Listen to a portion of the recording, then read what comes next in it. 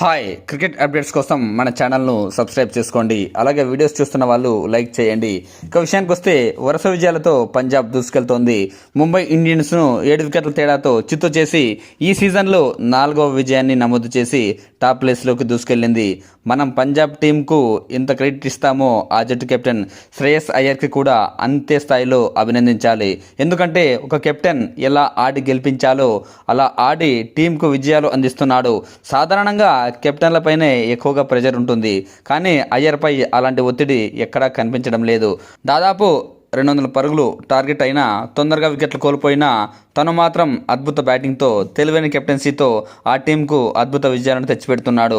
మిగతా ప్లేయర్స్తో పోలిస్తే అతని నుంచి చాలా మంచి ఆడతీరు వస్తోంది. ఈ ఐపీఎల్లో కెప్టెన్ల విషయానికి వస్తే పంజాబ్ వరుస విజయాలతో దూసుకెళ్తుందంటే అందుకు కారణం నిలకడైన బ్యాటింగ్, సమిష్టి బౌలింగ్తో ప్రత్యర్థి జట్లను చిత్తు చేస్తోంది. ఇప్పుడు 5 సార్లు ఛాంపియన్ ముంబై ఇండియన్స్పై ఈజీ గెలుపును సాధించింది. దాదాపు 200 పరుగుల టార్గెట్ను మరో 21 బంతులు మిగిలి ఉండగానే జస్ట్ 3 వికెట్లు మాత్రమే కోల్పోయి ఈజీగా గెలిచింది. ముంబై ఇండియన్స్ బ్యాటింగ్లో కాస్త మంచి ఆడుతీరుని కనబరిచింది. ఫామ్లో ఉన్న రికిల్టన్ తొందరగానే అవుట్ అయినా సూర్యకుమార్ యాదవ్ డకౌట్ అయిన ఫస్ట్ బాల్కే ఆ తర్వాత క్వింటన్ డీకాక్ ఒంటరి పోరాటంతో సూపర్ సెంచరీ, అద్భుత అజయ్ సెంచరీ చేశాడు. 60 బంతుల్లో 8 ఫోర్లు 7 సిక్సర్లతో రెచ్చిపోతే నమన్ధీర్ 3 ఫోర్లు 3 సిక్సర్లతో 31 బంతుల్లో 51 పరుగులు చేసి 3వ వికెట్కు వీళ్ళిద్దరూ కలిసి దాదాపు 100 పరుగులకు పైగా పార్ట్నర్షిప్ లభించినా ముంబై కనీసం 200 రన్స్ మార్క్ను దాటలేకపోయింది. మొదట్లో ముంబై 12 పరుగులకే 2 వికెట్లు కోల్పోయి కష్టాలు పడింది. ఆ తర్వాత క్వింటన్ డీకాక్, నమన్ధీర్ ముంబై ఇండియన్స్ను నిలబెట్టారు.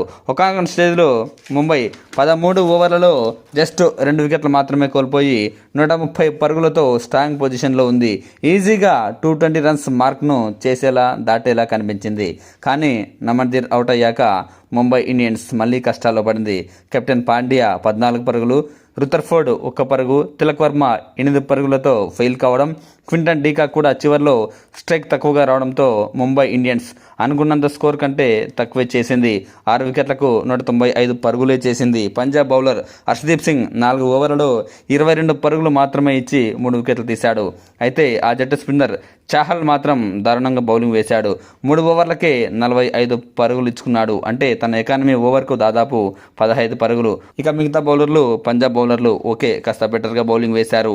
ఆ తర్వాత పంజాబ్ బ్యాటింగ్లో ఫస్ట్ ఓవర్లోనే ముంబై ఇండియన్స్ బౌలర్ దీపక్ చహర్కు చుక్కలు చూపించారు. ప్రభు సిమ్రన్ 2 ఫోర్లు కొడితే ప్రియాన్ షారియా 6-4తో ఏకంగా 21 పరుగులు వచ్చాయి. నిజం చెప్పాలంటే ఫస్ట్ ఓవర్లోనే ముంబై పరిస్థితి అందరికీ స్పష్టంగా అర్థమైపోయింది. ఆ తర్వాత ప్రియాన్ షారియా 3వ ఓవర్లో అవుట్ కావడం, 5వ ఓవర్లో కూఫర్ కనొల్లీ అవుట్ కావడంతో ముంబై కొంచెం పుంజుకున్నట్టు కనిపించింది. కానీ మరో ఓపెనర్ ప్రభు సిమ్రన్ సింగ్ కౌంటర్ అటాక్ చేస్తే క్రీజ్లోకి వచ్చిన కెప్టెన్ అయ్యర్ ఇద్దరూ కూడా రెచ్చిపోవడంతో ఇక ముంబై బౌలర్లు పూర్తిగా తేలిపోయారు. బుమ్రా సైతం ఏమాత్రం ఇంపాక్ట్ చూపించలేకపోయారు. 4 ఓవర్లలో ఒక్క వికెట్ కూడా తీయకుండా 41 పరుగులు ఇచ్చుకున్నాడు.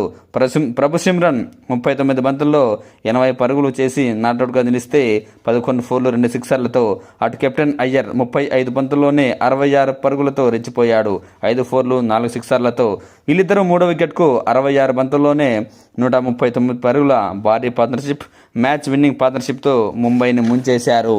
నిజంగా దీపక్ చహర్ బౌలింగ్లో అయితే 2.3 ఓవర్లు మాత్రమే బౌలింగ్ వేసి ఏకంగా 45 పరుగులు సమర్పించుకుంటే అల్లా గజన్ఫర్ 2 వికెట్లతో కాస్త బెటర్ పర్ఫార్మెన్స్ చేశాడు. ఈ మ్యాచ్లో ముంబై కెప్టెన్ పాండ్యా బ్యాటింగ్ బౌలింగ్లో దారుణంగా ఫెయిల్ అయ్యాడు.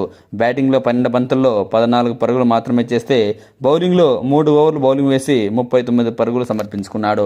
నిజంగా ఈ మ్యాచ్లో హైలైట్ ఏంటంటే పంజాబ్ కెప్టెన్ శ్రేయస్ అయ్యర్ బ్యాట్స్మెన్గా ఎంత సక్సెస్ అయ్యాడో కెప్టెన్గా అంతకు మించి సక్సెస్ అవుతున్నాడు, అయ్యాడు కూడా.